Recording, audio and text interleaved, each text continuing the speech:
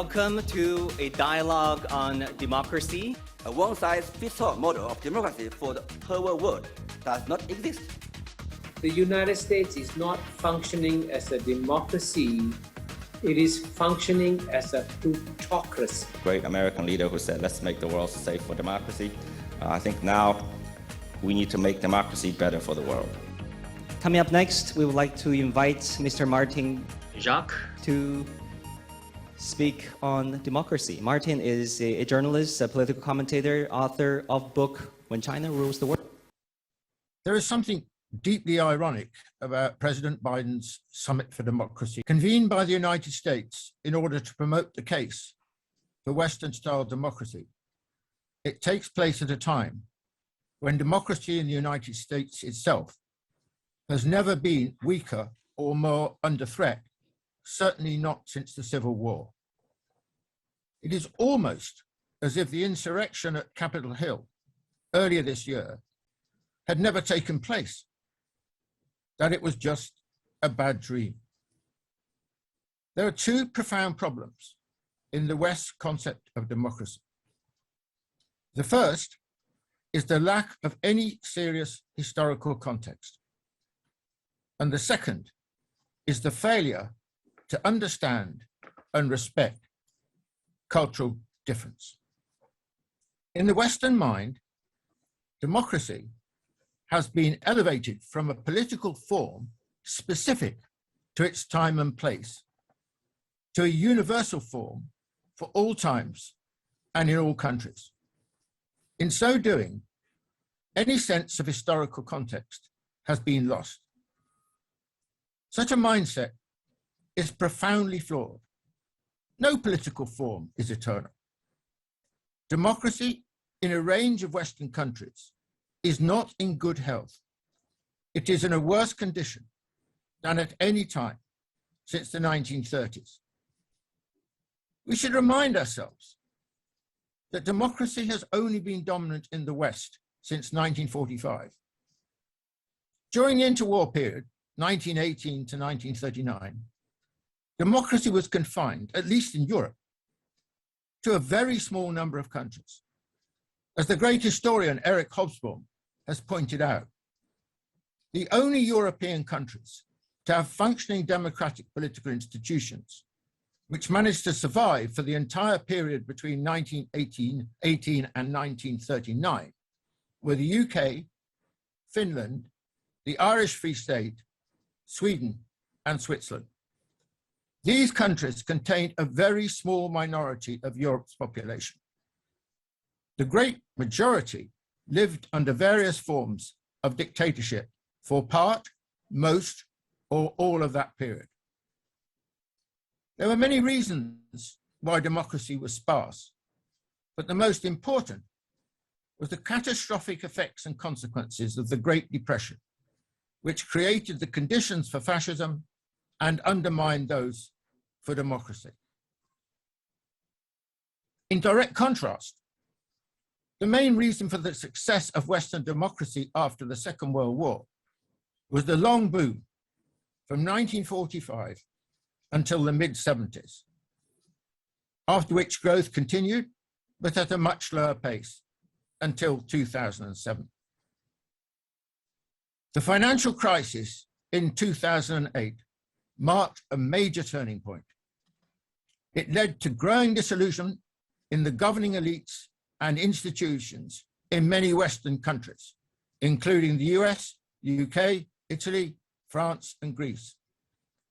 The most dramatic example was the United States, with the rise of Trump, growing divisions, polarization, the rise of populism and nationalism, and hostility towards established elites. The Bennett Institute for Public Policy in Cambridge has recorded a growing crisis of democracy in the Anglo-Saxon countries, with those dissatisfied with the performance of democracy doubling since 1995. Let me put this point in a different way. Ultimately, whatever the form of governance, it has to deliver on behalf of its people. This is the bottom line. If it can't deliver, then sooner or later it will be replaced. This is the crucial problem now faced by Western democracies. Increasingly, they have been unable to deliver. Whatever the fancy talk about democracy, the acid test is the ability to deliver, to enhance the living standards and lives of the people. This is exactly where the Western democracies are now failing, and China, in stark contrast, is delivering. The Chinese governing system has proved much superior in delivering results over the last 40 years than the Western-style democratic system.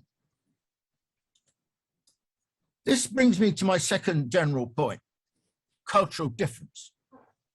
The West has always regarded its model of governance to be universally applicable, wherever the country might be and whatever its history and culture. One size fits all.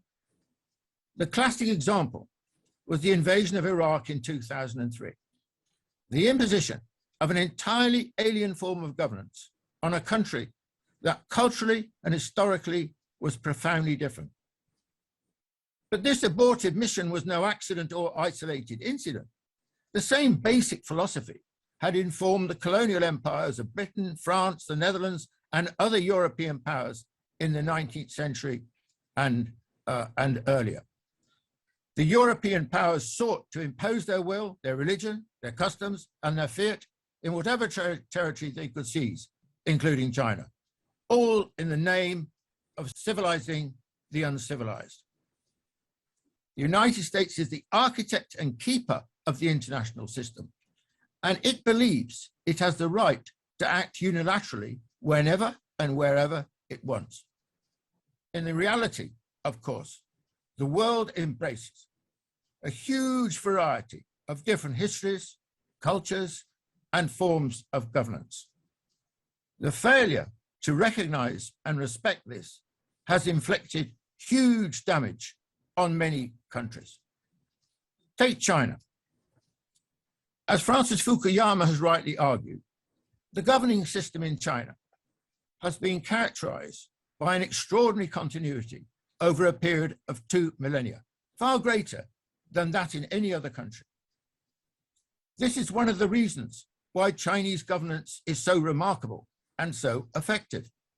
It has very deep roots, far deeper than those of any Western system of governance. Successful governance is not about transplanting an abstract set of rules and procedures from one country and applying it to an entirely different environment and set of circumstances somewhere else. Democracy means respecting the culture and traditions of a country, allowing governance to grow and flower in its own indigenous conditions. Thank you very much. Thank you very much, Martin. Thank you for, you mentioned Francis Fukuyama, who claimed the universal victory of democracy. Actually, our next speaker, Professor Zhang Weiwei, had a debate with Francis Fukuyama many years ago. And I think it's this April when Francis wrote an opinion piece on Wall Street Journal saying that, talking about lamenting the rigidity, what he calls rigidity of the US system. So our next speaker is Professor Zhang Weiwei, Dean of Fudan University's China Institute. His new book, China Now, What is Democracy, is presented outside if it is of any interest to you. Professor Zhang, please.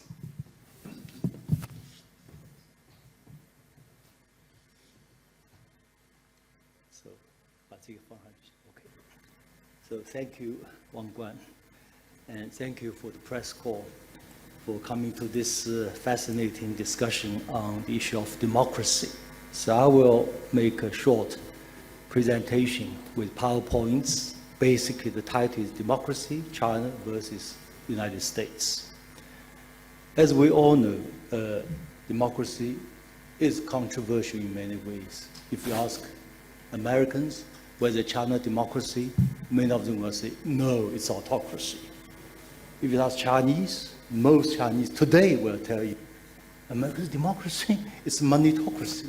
Money determines everything.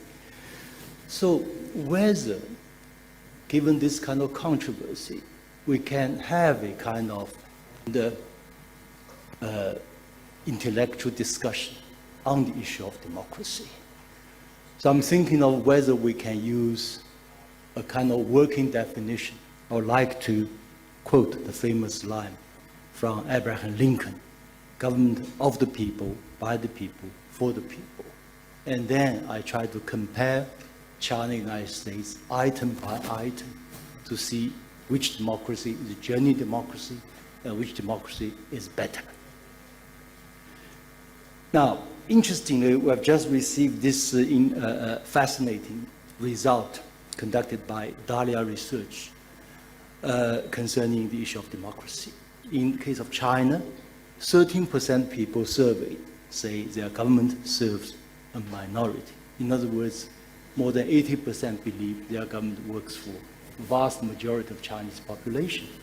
In the United States, 52% say their government serves a minority. Most people, more than half, believe their government serves minority. And then, this is the study by Dr. Zhong Nanshan, very famous in China. He said just a few days ago, if you live in China today, in terms of freedom from contracting the COVID-19 or from the COVID-related deaths, China today is at least 606 times safer and freer from COVID-related deaths, and 1,678 times safer from contracting the disease. This calculation is very simple. If you look at the figure for death toll of the COVID-19, the United States is roughly 170 times of China's in terms of absolute figure. And China's population is 4.2 times that of the United States. So China is more than 600 safer and freer from deaths relating to COVID-19. And then look at this median net household assets. Indeed, 4 decades ago, China was way behind the United States in terms of personal well-being, wealth, etc. But today we can make a very interesting comparison. This is about net household assets. There is 2 columns for the average family level. In that case, the United States is higher than the Chinese. But in the median, the figure is totally different. If you look at the United States, in 2019, it's closer to $100,000 per household at median level. So in Chinese yuan, it's close to 700,000. Now, in the case of China, it's slightly more than double that of the United States. Of course, the figure I use is for urban households. We don't have rural families. So far, we haven't got that figure yet. Hopefully, by next year, we're going to have one, and then we can make convincing. By the way, if you look at the rising living standard in the countryside, it's also rising faster than we expected. And then, of course, this famous PEW surveys, which you can check back 5 years ago, 10 years ago, and today. So in that case, 91% Chinese surveyed believe China is on the right track. 41% believe the United States is on the right track. For the UK, 21%. For France, 20%. There must be a lot of violation of human rights in these countries, given so many people are not happy with the direction of the country. So these are figures surveyed, conducted by reputable international institutions. So I'll say with certainty, concerning for the people, the Chinese model, Chinese political system, or Chinese democracy had delivered and done much, much better than the US model. Just now, Wang Guan mentioned my debate with Professor Fukuyama exactly 10 years ago, in June 2011.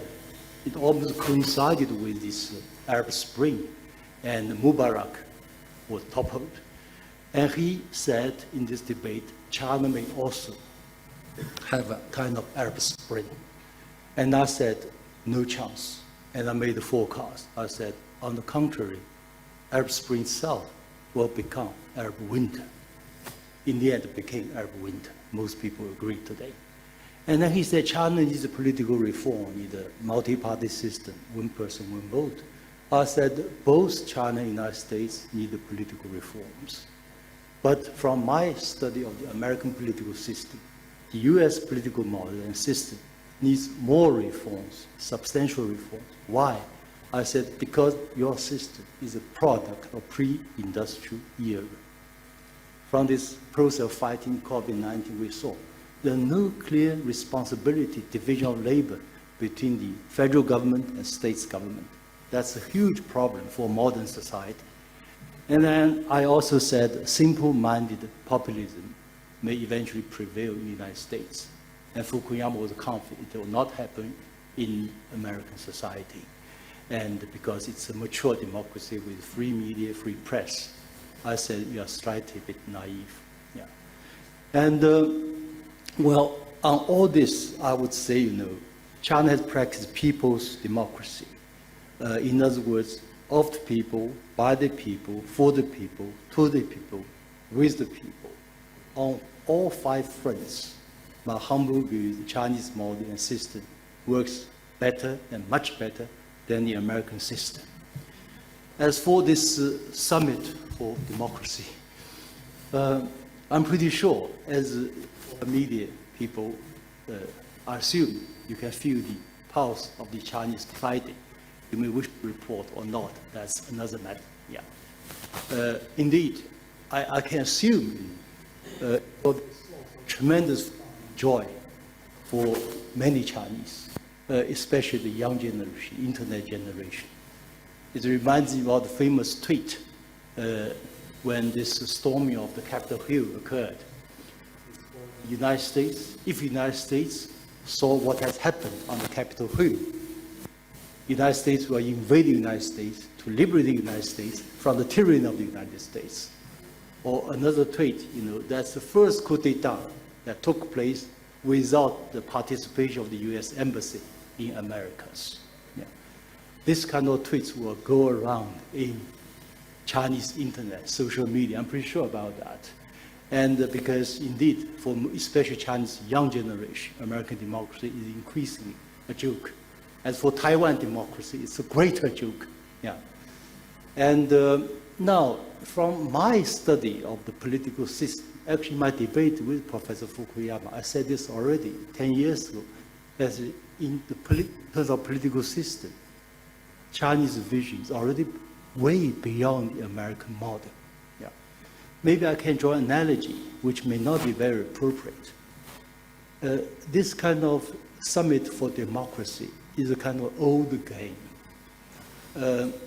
Where the Freedom House will measure, which country is making progress, which country is moving backwards, etc. It's almost like the competition between, in the color film industry, between Fuji and the Kodak in that year.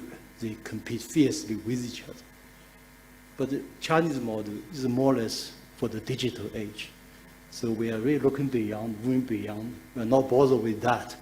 If many countries, people in the world prefer the Western model, Americans prefer the American model, we respect choice, but we do not envy you. Yeah.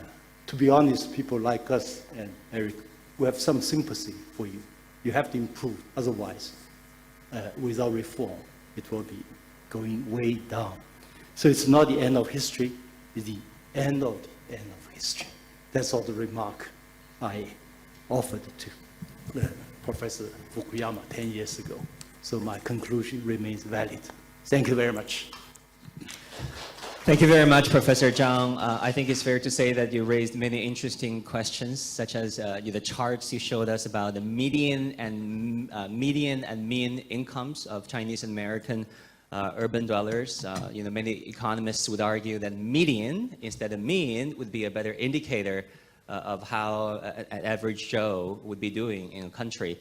After all, the mean numbers can be drugged up by the super rich, the 1%. And also the fact that you talk about State of the Union addresses in America. I studied that a little bit in my new book, suggesting that the State of the Union addresses in America It's getting shorter, crispier, fit for television. Some promises are delivered, but the fact is, many of them are not, they became state of the campaign, really.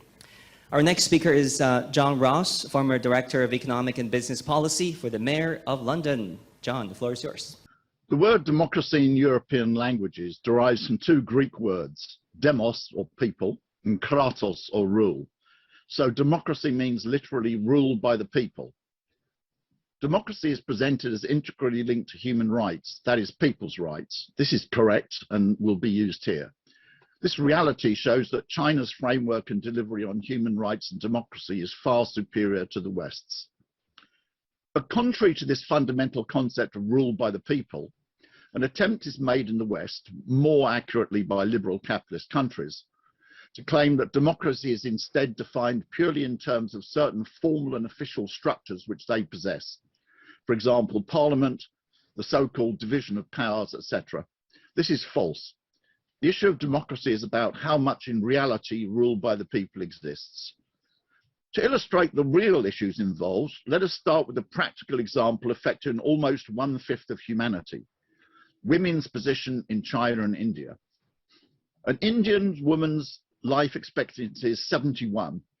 In China, it is 79.2 years.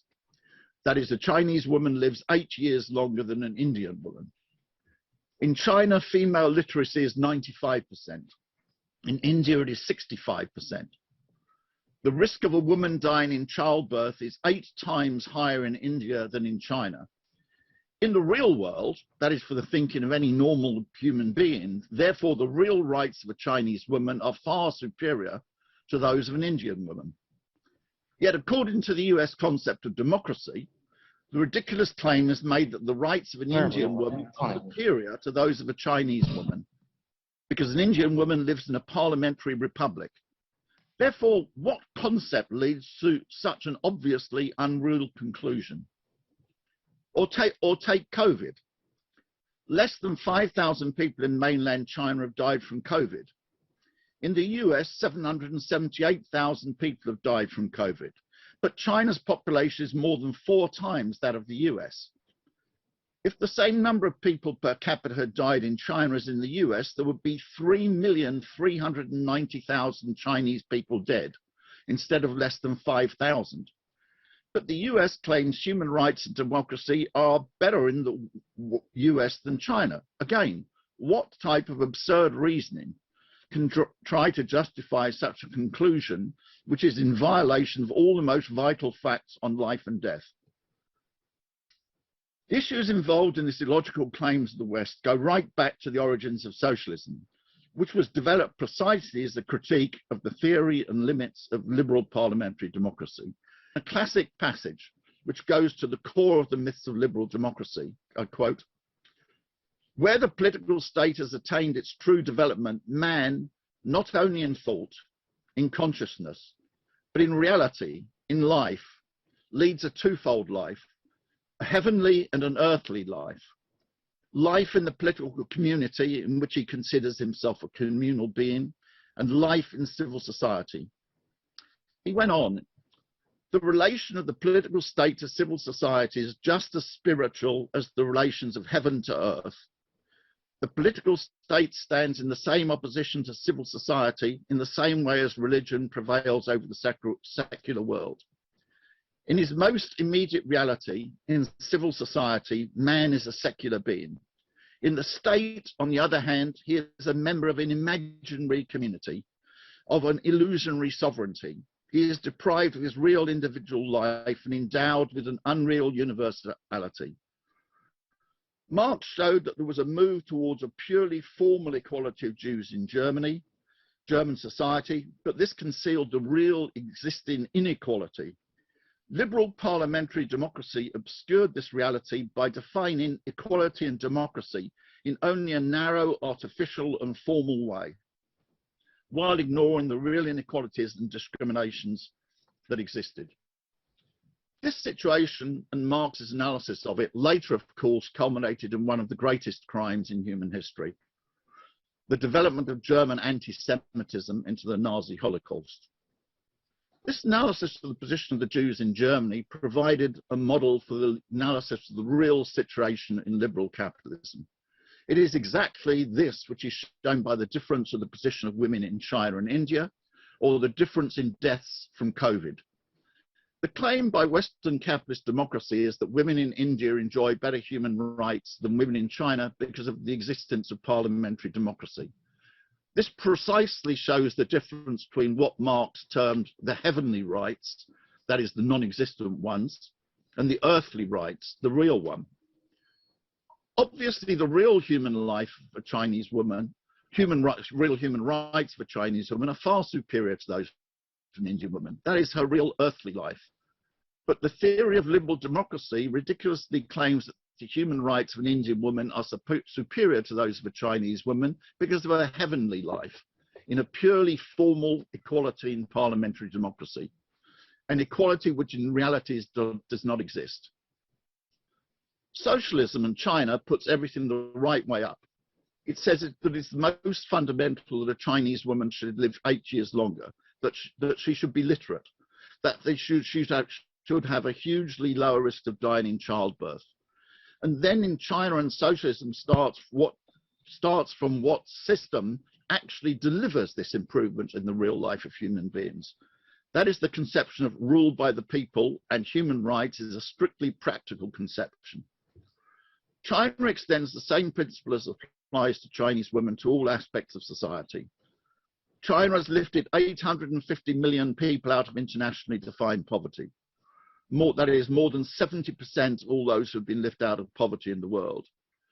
China has raised itself from almost the world's poorest country in 1949 to moderate prosperity by its national standards, and to within 2 to 3 years of being a high-income economy by World Bank standards.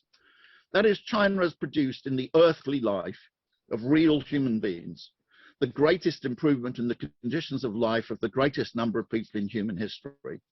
That is, China has a political system which is determined by real results. That is, improvement in the real lives of people, not by formal processes. Because it is a socialist country, China's economy can be brought under rule by the people, which is excluded by a capitalist system of rule of the economy by private property. In conclusion, naturally, the specific political form, which is secondary in the framework above, is determined by China's history. As Xi Jinping put it, the person wearing the shoe knows whether it fits or not. China's present political system, based on the leading role of the CPC, with other political parties in alliance with the overall leader, the CPC is specific to China. China does not propose it for any other country. But what China's defined is the real improvement of the real conditions of humanity. That is the real improvement of the rule by the people. That is what has been demonstrated by China's history and real social and political development. Thank you very much indeed for the invitation and for listening. Thank you very much, John, Martin, Eric, and Professor Lee. I want to thank all of you for being part of the discussion today. And thank you all for being here, joining us on site, and those online via Zoom. Thank you all very much. I hope you have enjoyed this discussion and debates as much as I have. Thank you for being here. Hopefully, we'll see you again soon. Thank you. Bye-bye.